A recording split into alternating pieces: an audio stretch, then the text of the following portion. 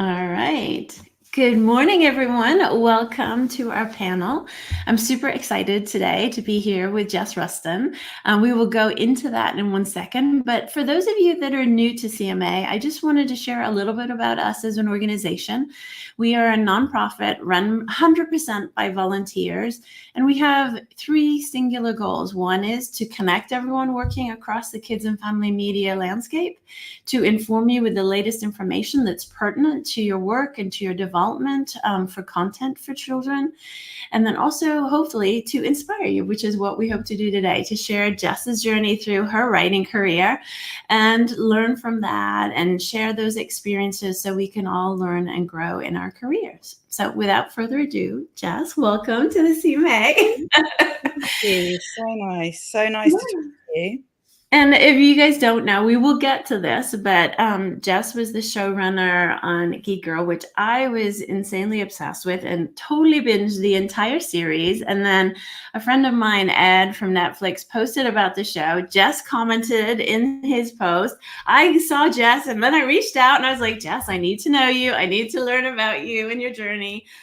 So that's what brought us together today, which, for those of you who sometimes hesitate, I always say, go for it, reach out. Some people are lovely.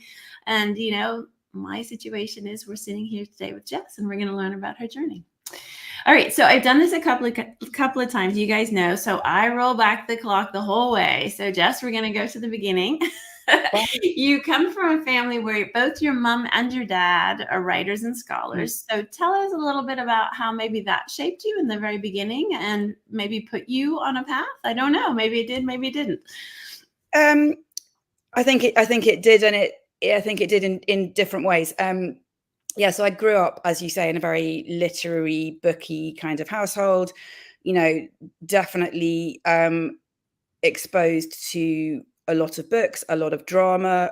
My dad is a Shakespeare scholar, and was always involved with the Royal Shakespeare Company, and sort of around the theatre a lot. So he's an academic and he's a scholar, but he was very much always involved in the performance of Shakespeare as well. And I mean, I have sort of horrendously precocious stories about him performing and like reading Midsummer Night's Dream to me as a bedtime story when I was about 4, which is, I love that. It's the whole own thing. But yeah, so, he took me to the theatre from a really young age, and he was, very, very good at kind of taking me to theatre that he thought I would enjoy. I saw like Nicholas Nickleby as a sort of 7-year-old, and really making it accessible and feel like, even though I was seeing, quite kind of challenging plays when I was quite young, making it feel like something that was enjoyable and fun. And then, as you said, my mum was a novelist and a writer of all sorts, actually, nonfiction and children's books and plays and all sorts of things. So it was definitely in my genes, I guess, and in my kind of consciousness. But actually, I also think that it kind of made me, maybe just because I'm slightly stubborn and obnoxious, made me not want to write for quite a long time. It's so funny. I was thinking, like, I wonder if this pushed her like completely the other way as I asked that question. Yeah, and I didn't set out to write. I did English. I studied English and drama at school, but I didn't study that at university. I didn't go to university first off. I went to art college and then I dropped out of art college. So I wasn't kind of setting out to be a writer. When I was not studying to be a writer. I was not one of those children who was always writing books or, at all. Lots of writers say, I was writing novels from when I was 5. No. I was reading a lot I read a lot, and I was an only child till I was 8 as well. So I've got a sister, but she's 8 years younger than me. And we lived in the country, and I think actually much more kind of, relevantly, I spent a lot of time by myself playing kind of weird made up games. Like, I was obsessed with the Little House on the Prairie books, and so I would pretend that I was in Kansas tapping trees for maple syrup when I was in Oxfordshire. And the British version of Laura. Yeah, exactly. Yeah. Oh, I love that. And then you also went to a boarding school, and I know that a lot of American people are super curious about that kind of experience. How did that, I guess, in some way shape and form you? Was that something that you loved? Was that something that challenged you? What was your experience? Both, I guess. I mean, I really, it's boarding schools are a weird thing. I that's why I'm asking.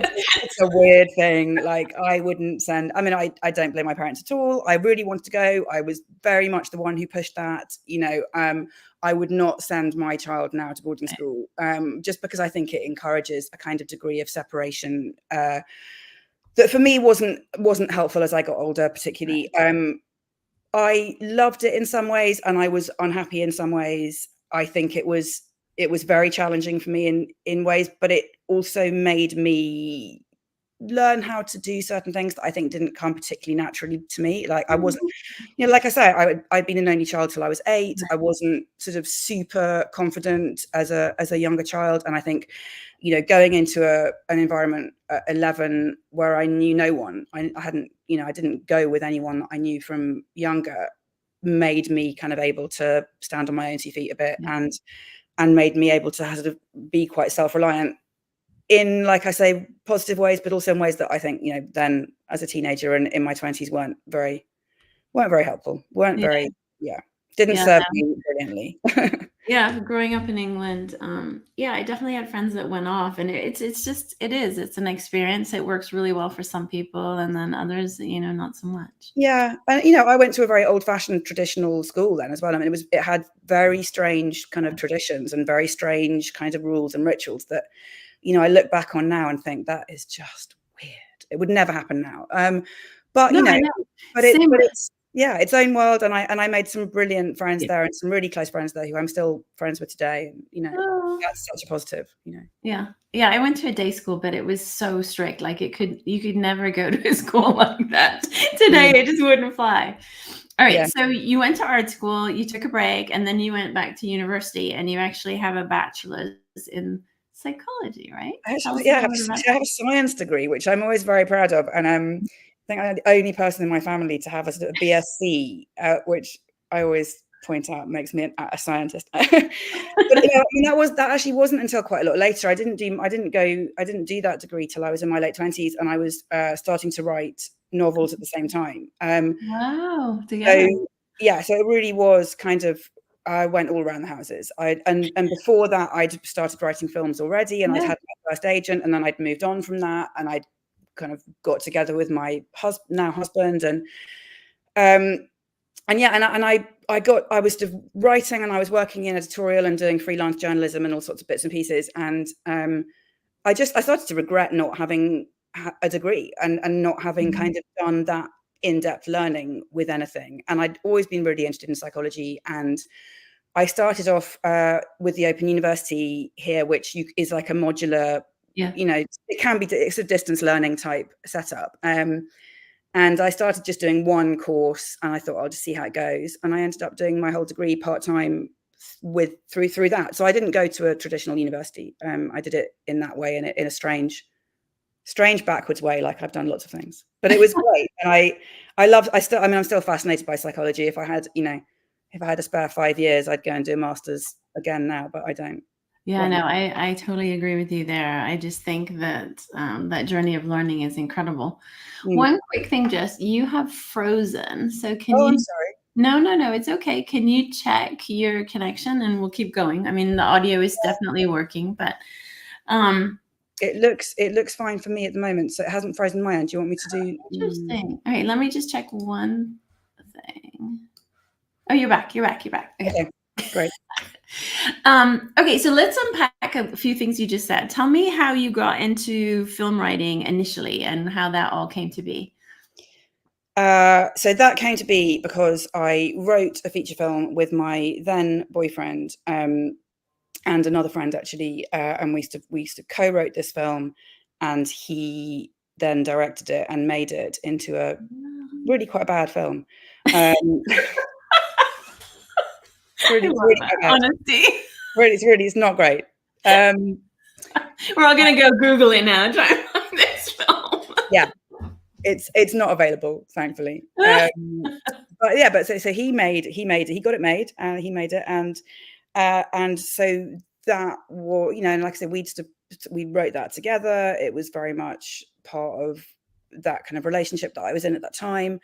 And so as a result of having written that and having got it made, that's how I got my first agent. And I sort of then, that relationship ended, but I kept on, you know, writing and basically sort of took myself on a kind of self-taught screenwriting, film writing course in a way, you know, I did a lot of self-guided study and sort of, you know, a lot of like analyzing scripts and going on short, like, you know, little courses. I never did a formal, you know, study of it, but little day courses, and like I say, breaking scripts down and reading all the screenwriting books. But actually, in the end, I was too young and too kind of screwed up in my early 20s to build a career in film writing. And so that kind of fizzled out until I then came back to writing a bit later when I started writing novels. Okay. I told you it was circuitous.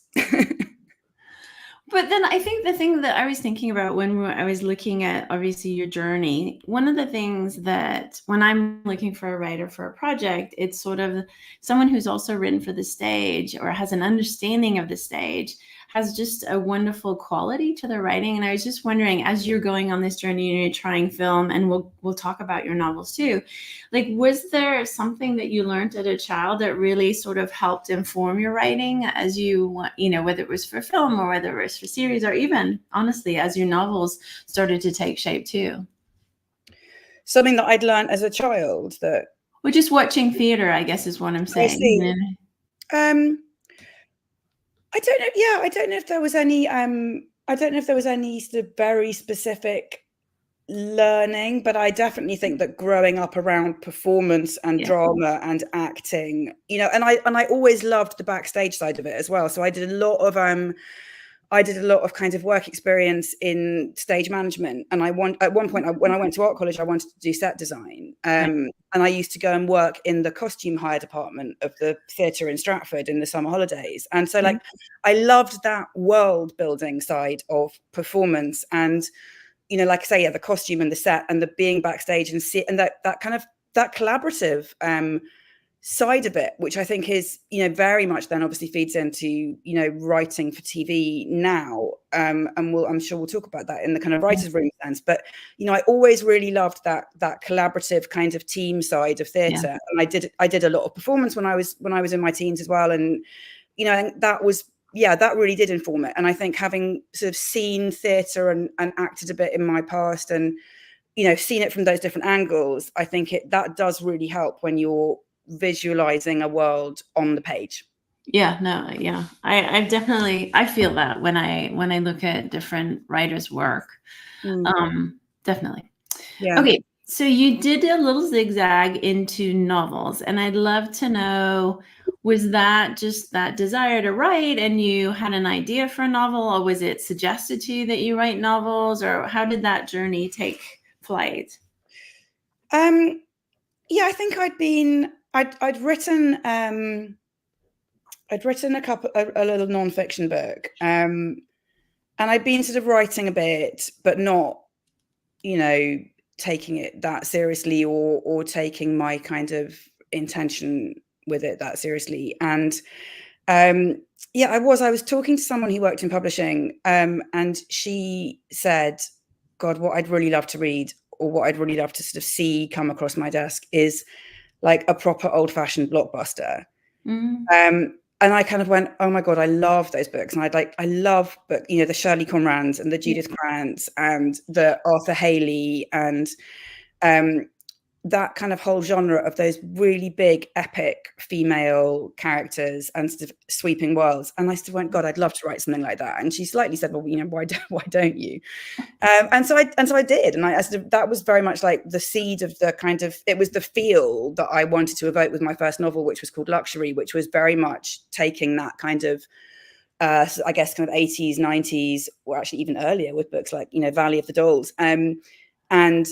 And sort of trying to sort of do a slightly more modern version of that. So that was, it very much came from that kind of, rather than coming from like a story place particularly, it was much more like a feel, a world, an atmosphere that I then kind of started to build up into what became that first novel. And then that first novel was incredibly successful. Like, how rewarding was that to say, okay, I'll write a book, and like, boom, it's like incredibly well received and all of that. Was that like, okay, let's do it again immediately? Or was it more of, okay, that's a journey. What should I do next? No, I mean, I don't know if it set the world on fire. I think you're being nice. I read many great reviews. It was really well reviewed. It was really well reviewed, and it held its own in terms of sales. You know, it certainly wasn't like a mega kind of seller, but no, it did well, and I signed I think I'd signed a two book contract. Okay. You know what? I'm now slightly questioning that. I actually can't remember, but there was definitely whether I'd agreed initially to do a 2-book contract or whether it was just kind of talked about. I had a relationship with Headline, and they wanted another book in that kind of similar sort of vein, and I wrote the second novel, which was called To Touch the Stars, which was a similar kind of world. Again, that kind of big beachy read, a bit more romantic-y. The second one a bit less glitzy and a bit more kind of family saga, I guess, although they both are in lots of ways. But yeah, I mean, I wrote then, I wrote four novels altogether in quite quick succession. So I think Luxury was published in 2009. I think my last one was published in 2012. So yeah. It was really quick, which I was like, okay, she's on a roll. This is amazing. I mean, yeah, that's kind of the commercial fiction sort of treadmill a bit, is that they do like you to kind of keep pushing them out. Yeah. And build on the successes. Yeah.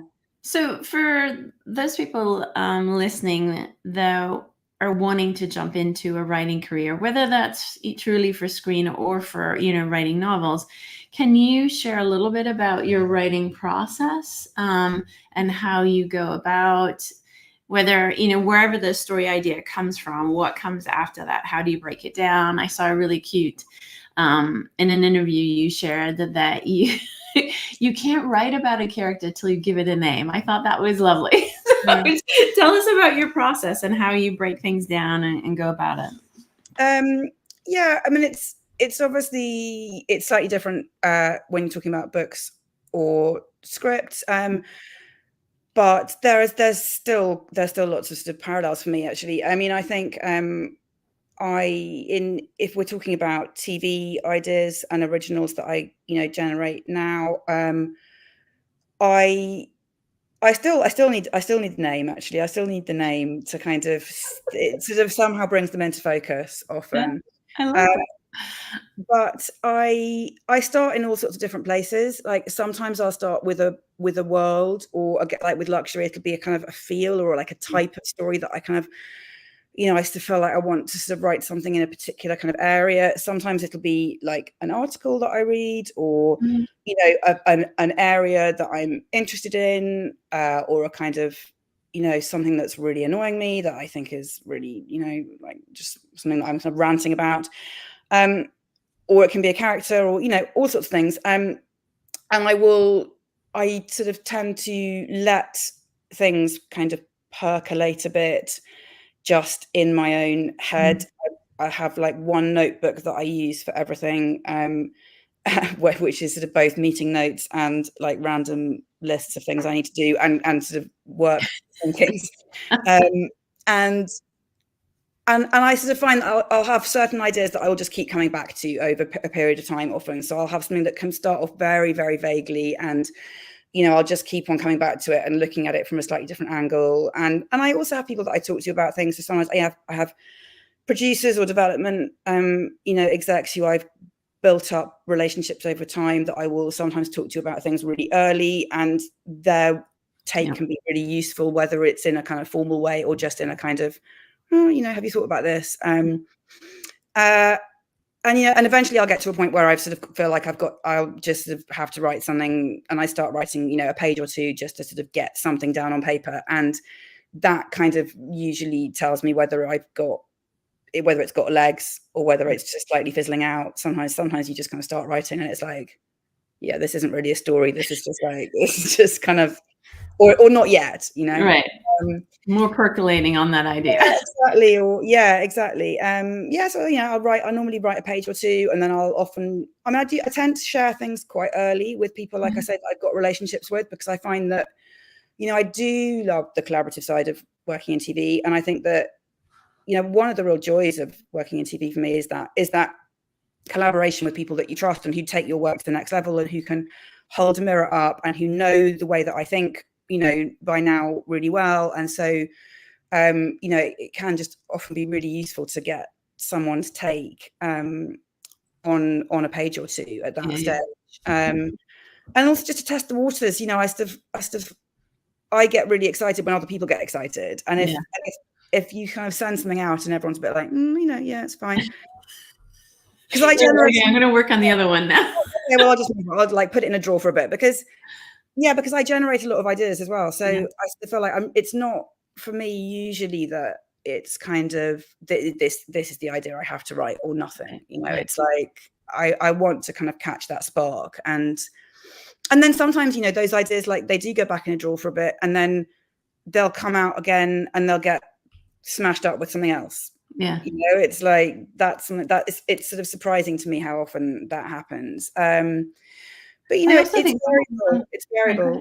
No, I was just saying, like after at the end of last year, after coming off GEEK GIRL, which had obviously been a really intensive production process, I wrote 2 scripts on spec, which I hadn't done for quite a while. And they were 2 completely different kind of projects, but I just really wanted to write some stuff that was quite quick to get down on paper in script form, without like the long development process that you can get into. And it was so nice to do, and it was so fun, and it was such a kind of good decision, just creatively, regardless of whether anything happens with those projects. Because I think sometimes it's when you're working, when you're trying to work in TV, it's different. But then when you're working in TV, you can get so caught up in the endless rounds of notes and development, and not being able to move forward with things until someone else tells you can. And actually, it's really nice to go back to that stage where you just go, no, I can just write something. Like, I don't need anyone to tell me I can. It's okay. Like,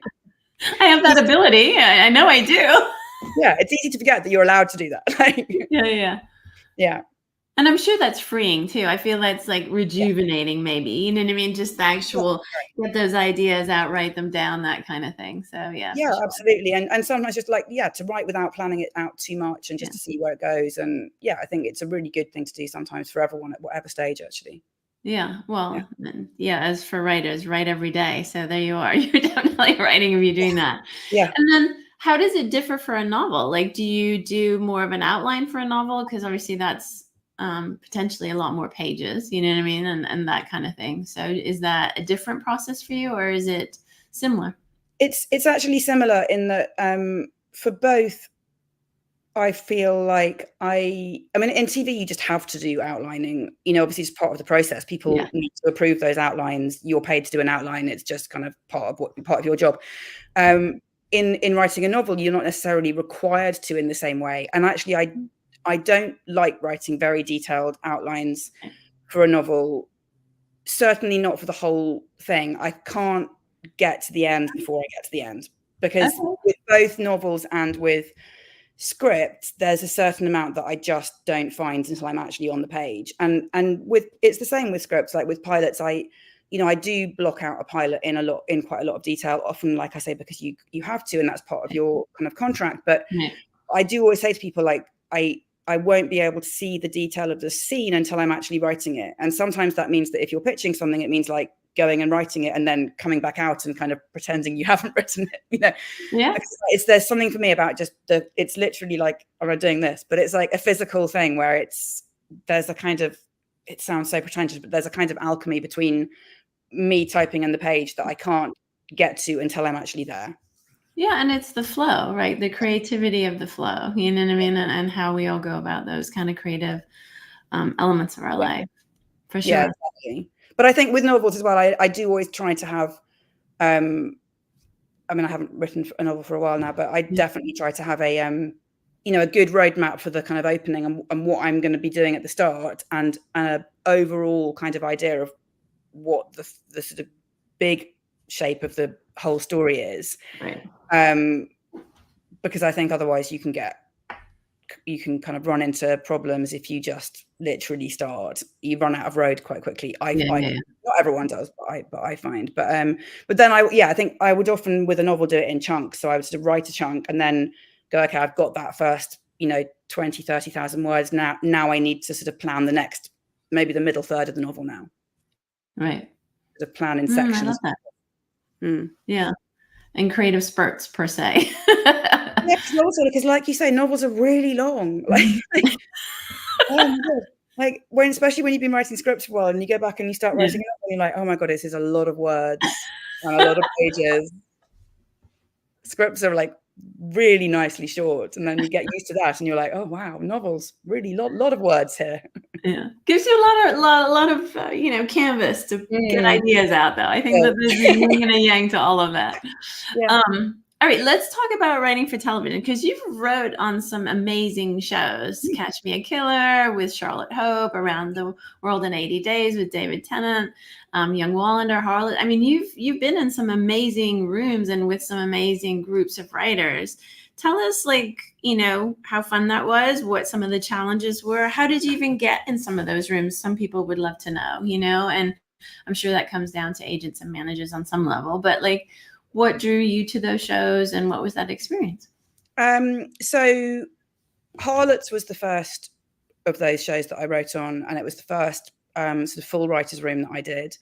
And that came about because I was already working with Monumental, who made the show.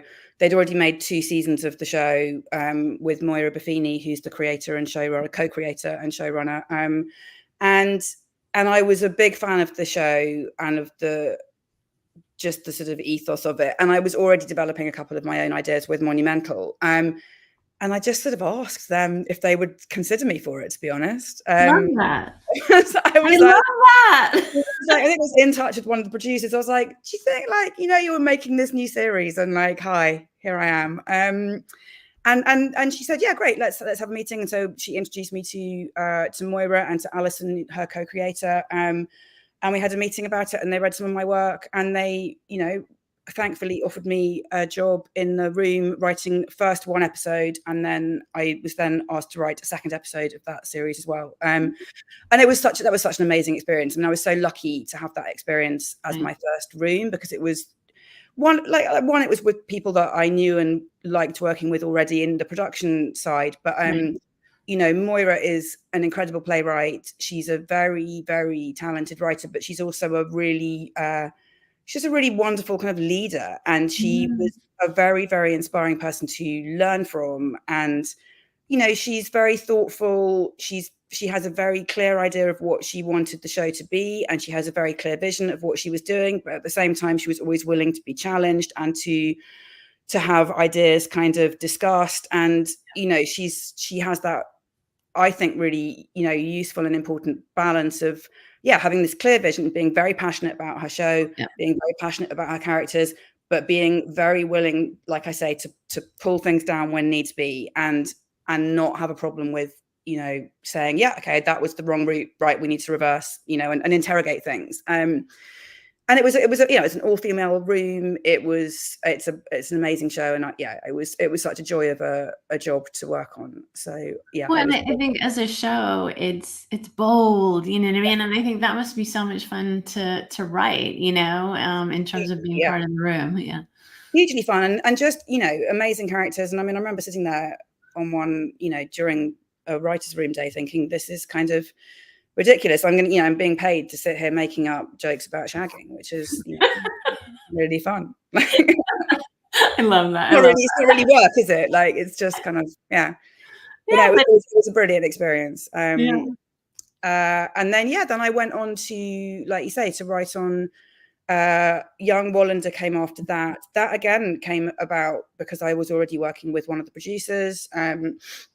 We'd been talking for a while and developing ideas, and he then asked me to come and meet the lead writer, showrunner Ben Harris, who was developing the show. And we went to Sweden for a few days to start off that room, and then came back to London, and that was the opposite then. So I went from an all-female room, all-female kind of production into Young Wallander, where I was the only woman in the room, and it was all boys, and they were talking about football a lot. Gone are the shagging jokes. Really a lot of football chat, guys. No, but so a really different kind of show, you know, a sort of much more like crime detective show. But again, and also it was a really great learning experience for me as well, in a different way, because Ben works in a very different way. He has come up through a more American style of kind of structuring a room and a show, and so he used a different system. He used like a kind of more structured, formal card system, which I found really difficult and really challenging, and sort of I think I was a bit of a nightmare for him at points, because I was like, I don't understand your weird card thing, Ben. But yeah, again, so, you know, learning all the time about the different ways that people run rooms, apart from anything else, and different styles. And again, you know, Ben has a really clear idea of what he wants to do. He's brilliant at kind of holding a whole story in his head and like seeing that overview and making it work. You know, so again, really lucky to be in that room with people doing very cool work of a different kind. And again, interestingly, you know, when you're talking about people kind of looking to get into those jobs, like I say, both of those jobs came about because I was already working with the production companies on my own material. And so, you know, yes, my agent, you know, has got me all sorts of, she got me those meetings originally, you know, and they bring in all sorts of opportunities. But those jobs, you know, weren't just kind of, you know, my agent said, you know, hearing of a space and sending my work in. They directly came about because I'd built those relationships over time. And I think when you're talking about putting a room together, that's, you know, often just quite important. People, you know, it's so much about the kind of the balance of personality and, you know, how people are going to work together. And I think it's easier for people to see how a room might fit together if they already know you a bit. So I think it's always worth, I mean, one, strategically, it's worth building those relationships because that's kind of how the industry works, but also networking is key. It's also just one of the joys of like doing this job, I think, is that, you know, some of those people have become really close friends, and that's a really lovely thing to have. Yeah, no, I totally agree. But, you know, for those earlier in their career, what you should be hearing is that networking, building relationships with other writers, with other producers, even with directors, if you're interested in film as well, is core to really having that network that will ultimately create opportunity for you. So for sure. Yeah. Okay, now you have to tell me about working with David Tennant. Well, sadly, I can't, because I wasn't. So I'm really sorry. I don't have any great stories for you there. I mean, I could make some up. No, please don't.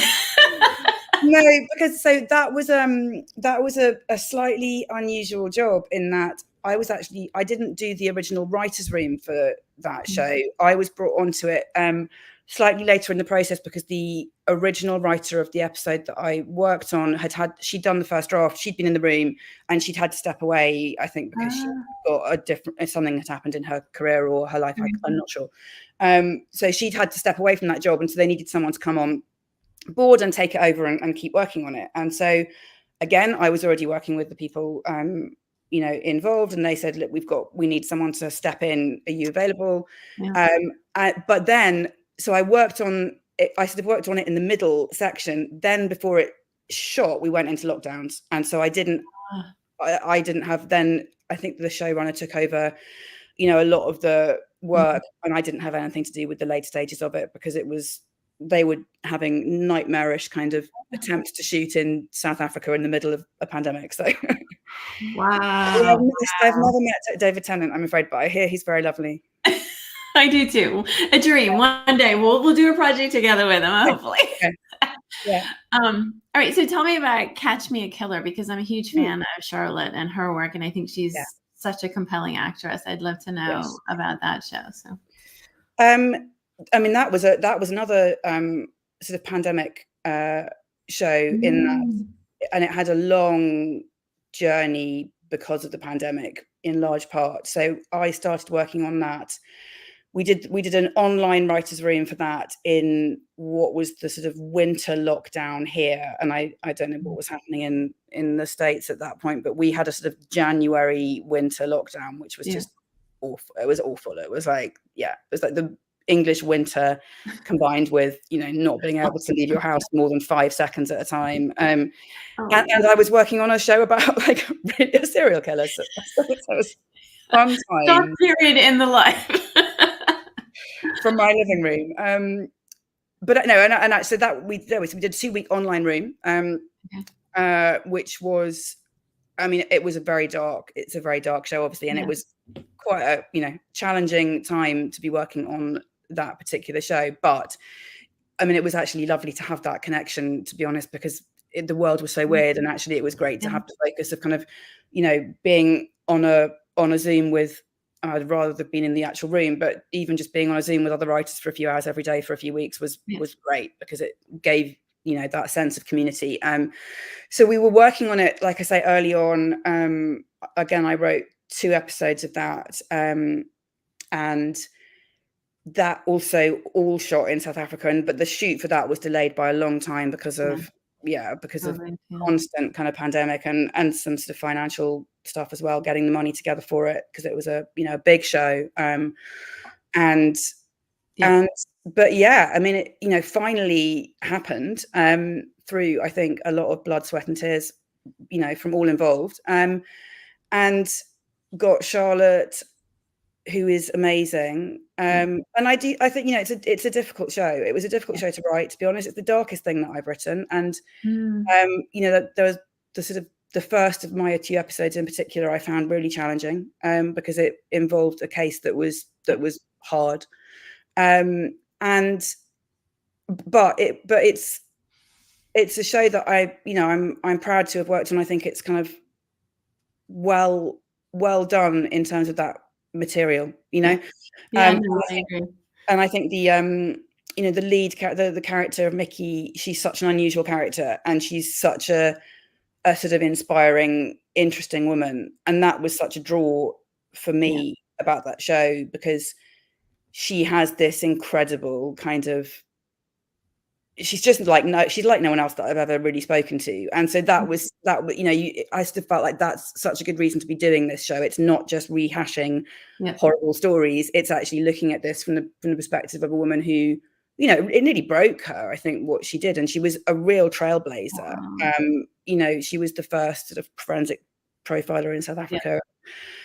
Working in a very male world in South Africa. I was going to say the same thing. That was discounted at every turn, right? Not an easy place to be, and working on, like I say, very, very difficult cases indeed. And I'm always interested in stories about women doing cool, brave, unusual things.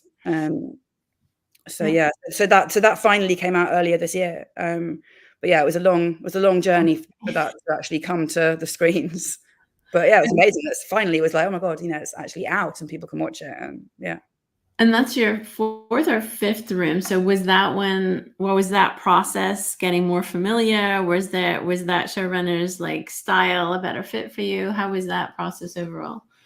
Well, it was different because because it was online, it didn't feel the same, it didn't feel like a room in the same way. And it, I think we made it work the best we could. It was, obviously, as every piece of TV is, it was a collaborative process, but it because it was kind of on Zoom, it never had that alchemy of being in the room with people that I do think of it slightly differently, just purely from that perspective of the room, because if you're in a room with people and you're eating snacks and arguing about what lunch to get, and going for a walk and, getting bored by the end of the day at 6 o'clock. And there's just a different energy to it. Whereas on Zoom, with the best will in the world, you can't recreate that.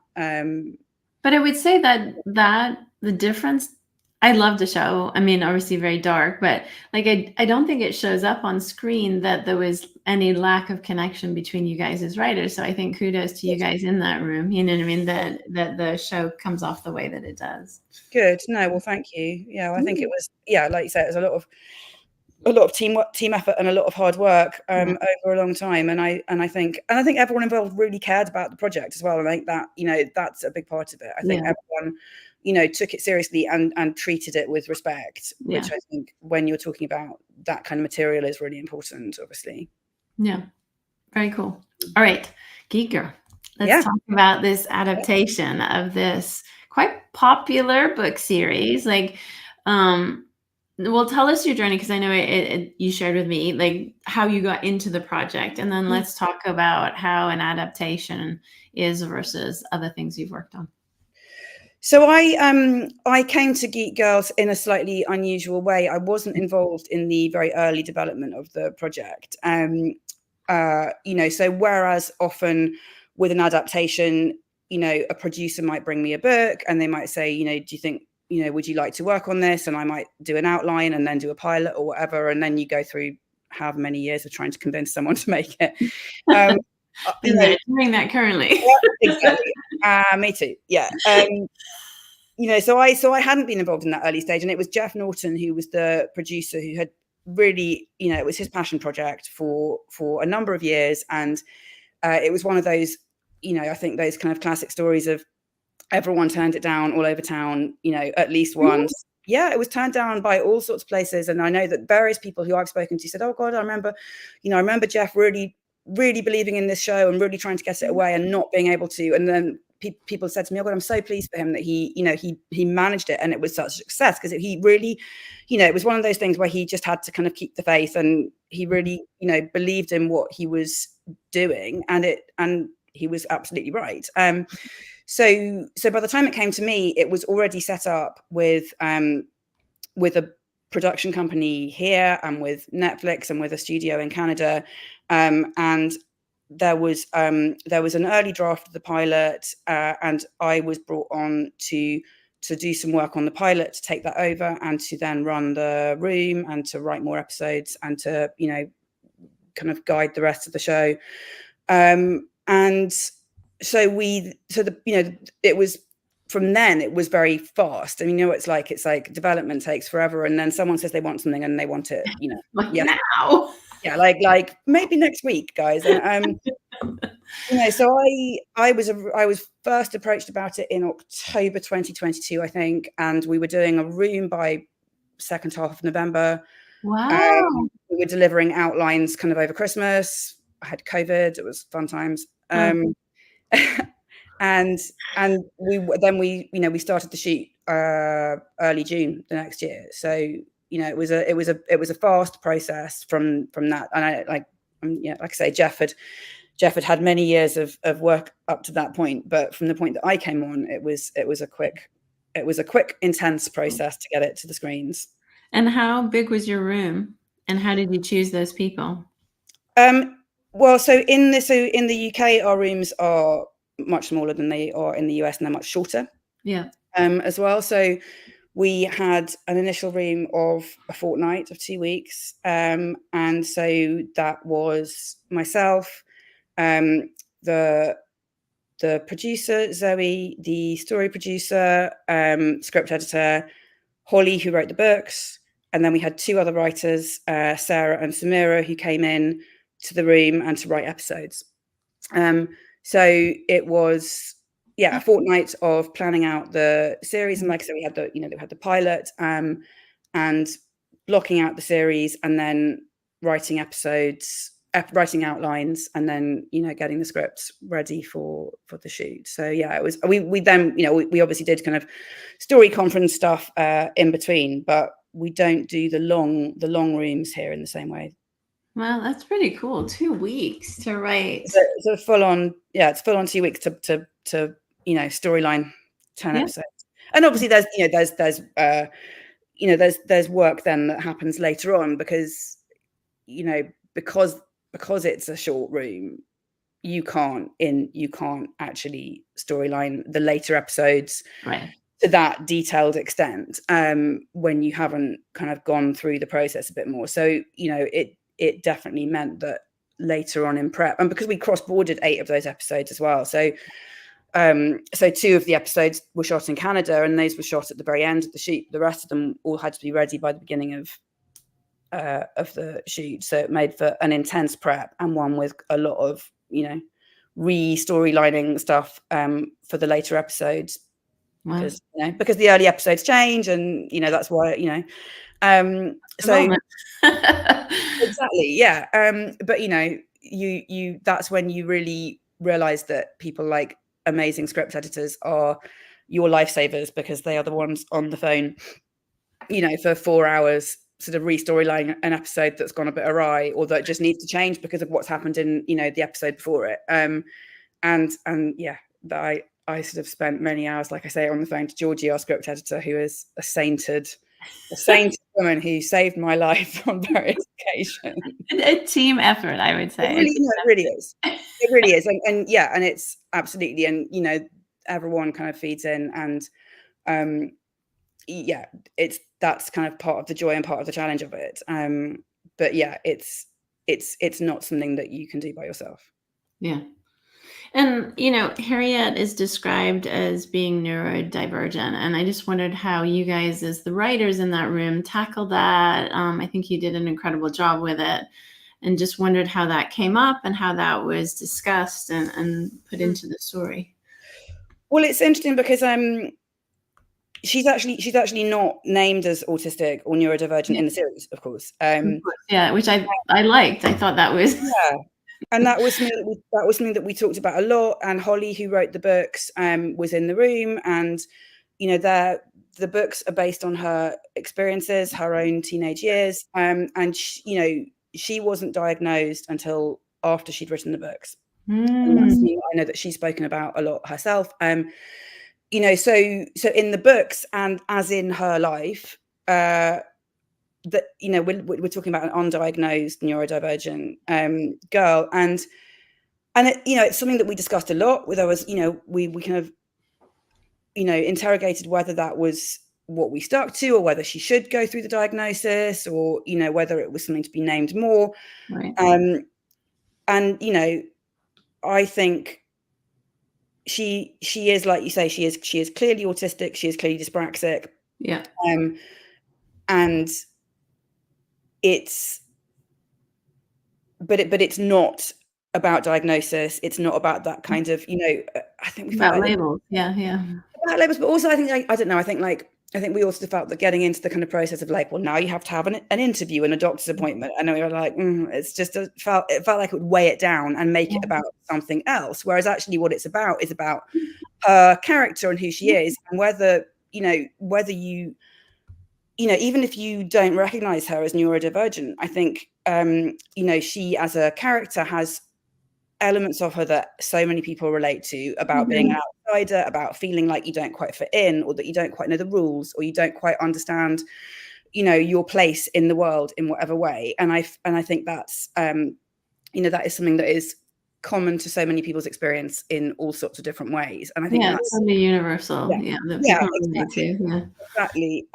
So, you know, the sort of specifics of the neurodivergency are important, but as are the kind of the sort of broader aspects of, you know, making sure about someone who is just a teenage girl trying to live her life. Yeah, find her way. And overcome some of her own challenges. And then obviously she's bullied. Like there's so many wonderful elements to the story, that, you know, even though I'm an adult and I watched it with my 16-year-old, it was just, you know, it was very honest. It was very real. And I think that's why so many people are raving about it.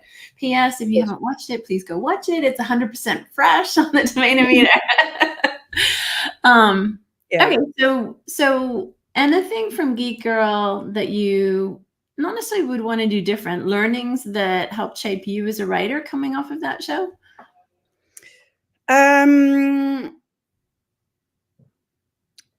Yeah, I think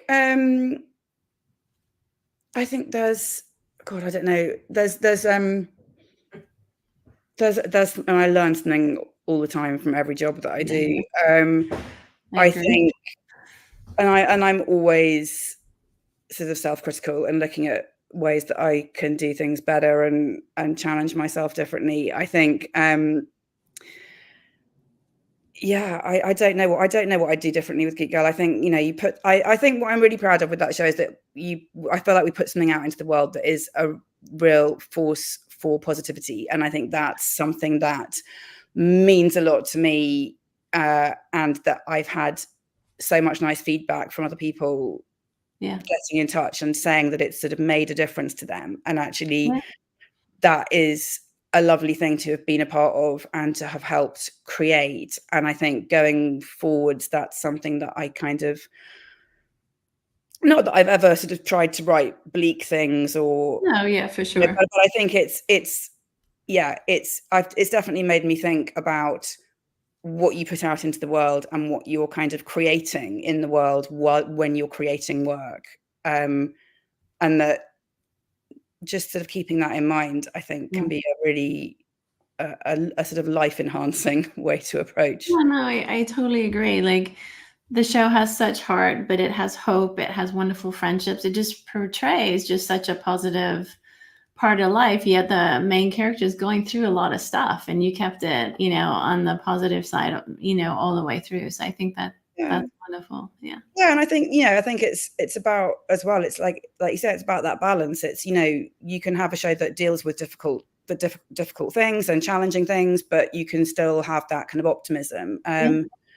I think the other thing actually that is like slightly kind of practical thing is there aren't enough shows for families to watch together.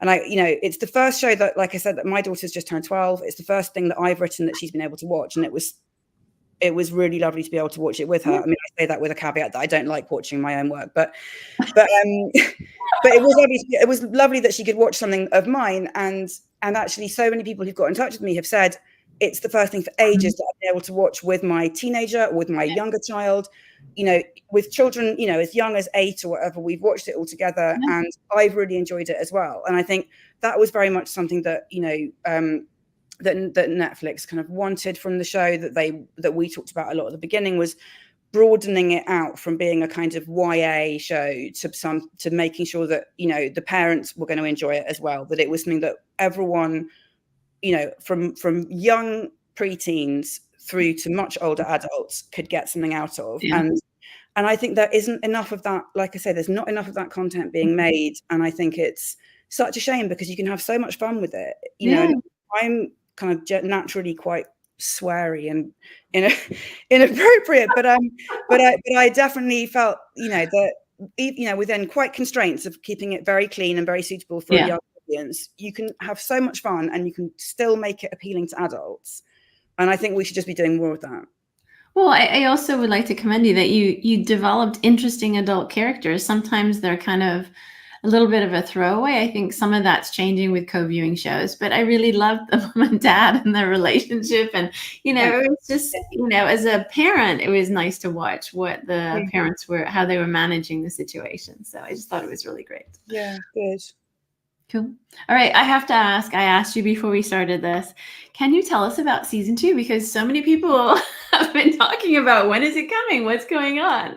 And the answer is, I have no idea. I've got no idea. I have no clue, no more than you. Who knows? Netflix and, you know, people way above my pay grade are it's up to them. You know, like you said, there's lots more material. There's, you know, there's lots of people. There's loads of books. There's lots of people have asked about it. So, you know, we'll see. Who knows? Yeah. All right. So we'll tag Netflix in the comments and say, what's going on, Netflix? I'll tag Ed and see what he says. Yeah.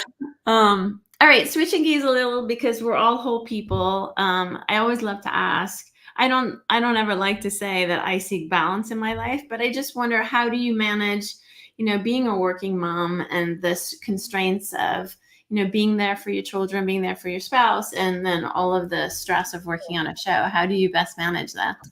Well, it's suddenly got really dark. With a really supportive partner, to be honest. By only having one child, One and done. Here we go. Yeah, like really. I mean, and I'm sort of half joking, but I'm actually not. I don't think I personally would have the capacity to have kind of spent especially, I mean, a bit less so now, but especially in the kind of early years of doing, endless work for no money and sort of trying to, going up to town and doing a huge amount of meetings and just trying to build all those relationships and generate a lot of work with a baby. I mean, I started when my daughter was a baby. I don't think I could have then done that with another child as well. Yeah. Just personally. I mean, lots of people can, and all power to them. But also just in terms of focus and kind of emotional bandwidth, I feel like I can kind of manage to parent, certainly not perfectly, but kind of relatively effectively. But yeah. But like I say, I mean, I have a really supportive partner who, has done a lot of the kind of school runs over the last couple of years, and who works flexibly, and who's very much kind of backed me pushing forwards in my career. And that's been especially relevant this year with a neurodivergent daughter who's had to have some time off school as a result of sort of that kind of issue. So that's when that sort of partnership really comes into its own, because I sort of can't just stop working. I'm the main earner for our family, and also at a point where I need to keep pushing, projects forward so that they, keep moving. But yeah, I mean, and balance, like you say, I don't, who is that? I don't know. I just think, you make it work, don't you? You juggle, and I don't know, I think you just make things work that you want to make work as well. I mean, when my daughter was a baby, I would write when she was in her buggy asleep, and I would write notes on my phone one-handed with my thumb, or I would leave myself voice notes, or I would, sit in the car. I would, drive around so that she would fall asleep. She was a terrible sleeper. And then I would park and leave the engine running, because I'm very eco, clearly, and type over the steering wheel. So I'd be sitting there in a car park.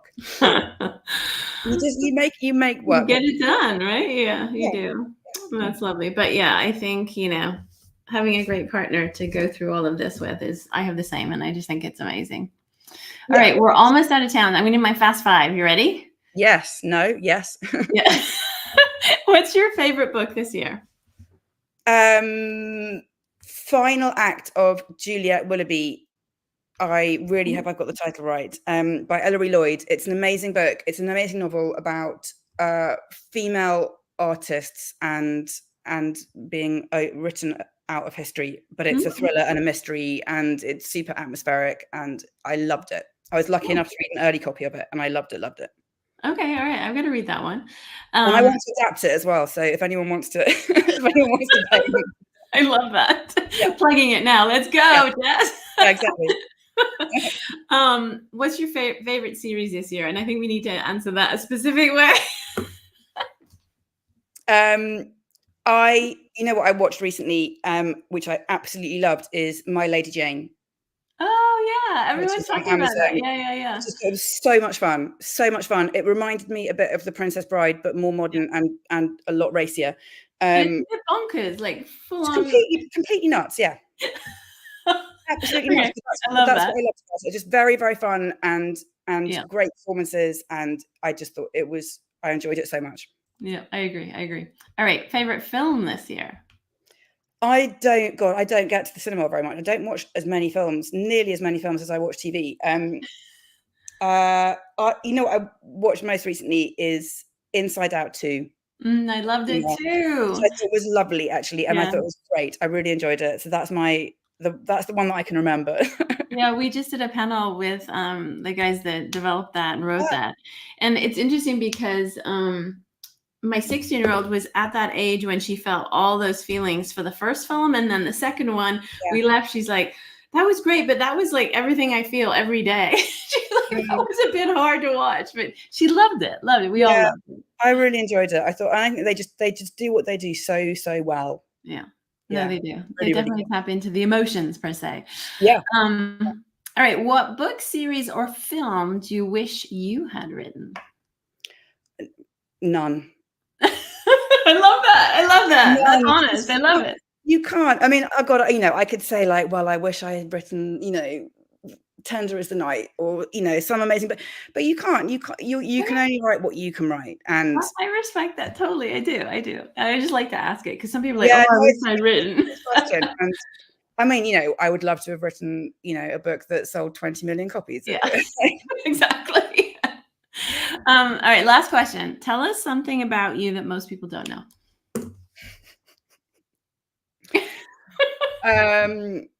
I performed in the Edinburgh Fringe as a fondant fancy. I love that. We need pictures, Jess. I need pictures. Absolutely not. Oh my God, that's the best answer I think I've ever had of that. Okay. Like, this is my little mystery answer there. I love it. All right. Well, thank you for joining us and taking the time to chat this morning. This was wonderful. I know so many people will watch this and learn from it and grow from it, be inspired by it. You shared multiple times just how you were bold in your career, and that really paid off for you. And I think that's something that resonates with everyone, right? We all, especially in this climate, we've got to be a little bolder. We got to be a little bit more courageous and get out there. So thank you for sharing your story. You're welcome. It was lovely to talk to you. Yeah, it was lovely to talk to you. And we will have to find a project together. I will be in touch. I would love that. Please. Please. Yeah. All right. Thanks again, Jess. All right. Susie. Okay. Bye. Bye.